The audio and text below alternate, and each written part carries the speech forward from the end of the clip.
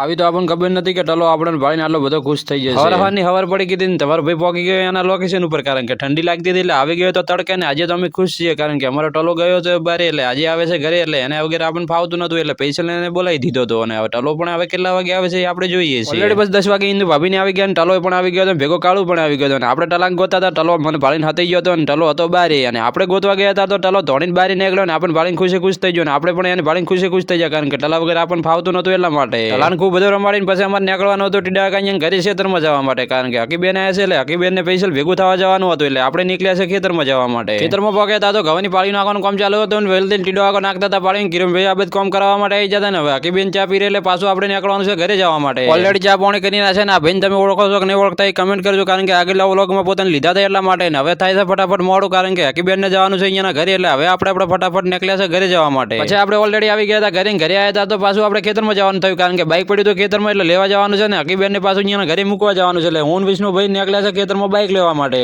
Vishnubhai bike લઈને આવી ગયા છે ઘરે ને હવે હેડ્યા છે હકીબુનને મૂકવા માટે અહીંયાના ઘરે, કારણ કે છૂટા સાધનમાં પોકે ક્યારે એટલે મૂકવા જવું પડશે એટલા માટે બાઇક લઈને હવે મૂકવા જાય છે વિષ્ણુભાઈ. ફટાફટ તમે એટલા ઘડી આપણી આઈડીને ફોલો કરી નાખો, મળે આપણે બીજા ભાગમાં.